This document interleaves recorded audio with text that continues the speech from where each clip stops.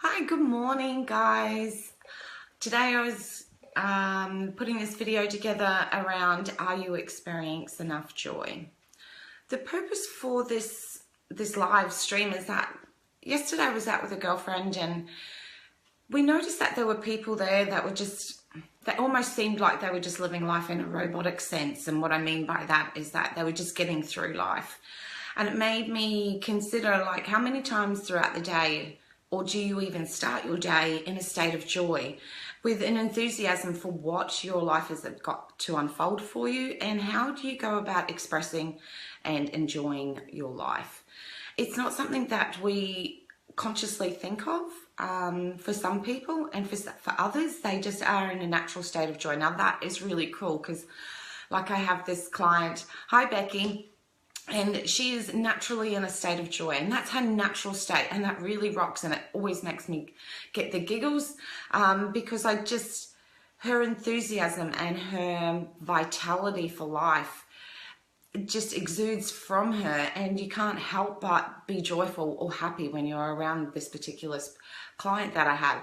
So I wondered, and was like really looking forward to seeing your guys' point of view on, is joy a state or an emotion that you can easily tap into, or is it something you need to think about when you're noticing the opposite, which is you're not in a joyful state? And so therefore, I wondered, like, what's each person's state of joy? What is it that brings joy for you? Because each person expresses it in a completely different manner. So like for myself, taking my dogs for a walk, finding something funny, like I have a couple of very funny videos on Facebook. They're always a no-brainer to bring lots of joy when you're not feeling it. There's lots of different ways that I get to experience joy, but I also know what it's like to be on the other side, which is when you're just going about your day in a really robotic sense, which is you just get up and you've got to do this, and I've got to do that, and I do this and I do that, and there's not even any sense of thought around how I could actually do those jobs or do those to-do lists, but how do I want to experience them? And so it made, like, because as people would be aware, I'm a real thinker. I like to think about these things and see how from a human behavior we can make subtle changes that bring about massive shifts in the way that we feel, because we can easily get tapped into a state of feeling that we're just put on this earth to go to work, pay taxes and die. And I think that's really sad, because there is a shit ton of fun things that are out there every day. Every single day there is something fun and something that you can enjoy in a joyful state. Like even as simple as going outside and just allowing yourself to just feel the sun bask on your skin. Like that just brings such a state of joy. Or going at the end of the night and looking at the stars, if that's the kind of thing that brings a state of joy for you. So I wondered, excuse me, I wondered how many people were waking up in the morning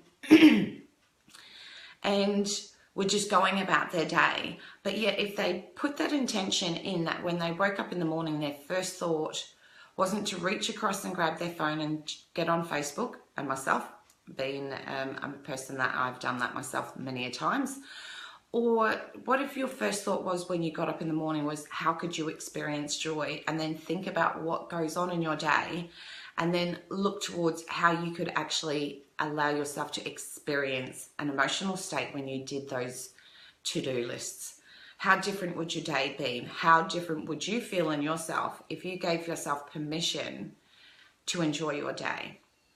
I think it's a really great question to consider, because then what goes on from the next question is you are giving yourself choices.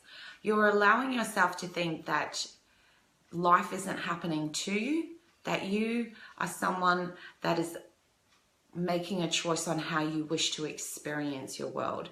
And when we have that ownership and responsibility about our emotional states and how we experience this world, it is truly amazingly different in how we feel about our world, which means that we have choices. We can choose an emotional state at any time that we want. So even the most mundane job can be experienced from a state of joy, because the joy is that you're just going to get it over and done with. But still, you still have a choice on how you wish to experience your day, minute by minute, hour by hour. And I'm not saying that for each person, if you're not used to, staying in a state of joy, that to stay consciously in a state of joy throughout a whole day is going to be easy. No, but it's much easier to say to yourself, hey, I'm noticing that like I'm not feeling so awesome and I'm feeling almost emotionally shut off. I can choose to switch back on again.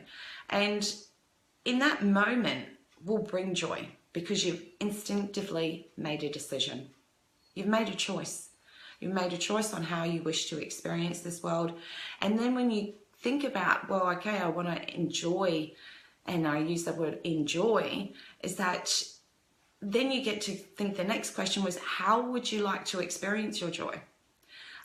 Each person experiences joy differently.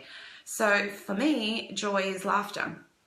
To me, I feel like if I'm not laughing at least throughout the day, something is seriously wrong, because there is always something to laugh at. And anyone who knows me knows that, yes, I love to laugh. Sometimes that's inappropriate things, but that's still laughter. I'm not going to categorize it into how you should experience it.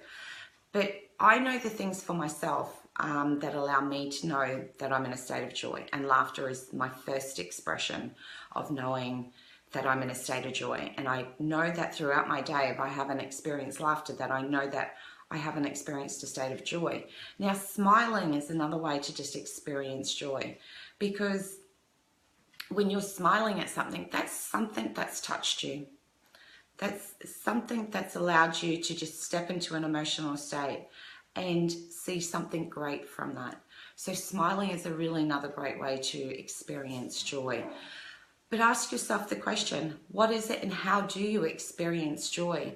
And ask yourself then, how many times a day are you experiencing that state of joy? And if your answer to the second question was it's not very often, then you can make a choice to change that. I think it's so important. I mean, this year we've changed over to the Chinese New Year. I'm a big fan of Chinese New Year. And it's the year of the monkey, and it's about being brave and being bold and being you and being courageous. And that means that really brings out a state of joy, because it means that you get to be as creative. Because being brave is about being you. It's an expression of who you are and taking a few risks. And that can lead to a great deal of joy, and that spontaneity of just giving it a go, rather than feeling like you're really restricted all the time by what you feel society expects from you, or what that expectation that comes from maybe the responsibility of, if you're a parent, or your responsibility of being an employee, or if you're not and you're a business owner, then that responsibility that you owe to yourself and to your clients. So think about it. Just take a little moment throughout the day, and that's also my other little state of joy is my two little pooches.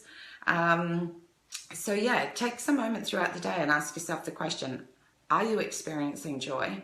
And if not, then ask yourself the question of how do you enjoy to experience joy? And then think about all these really cool ways that you could bring in states of joy into your world.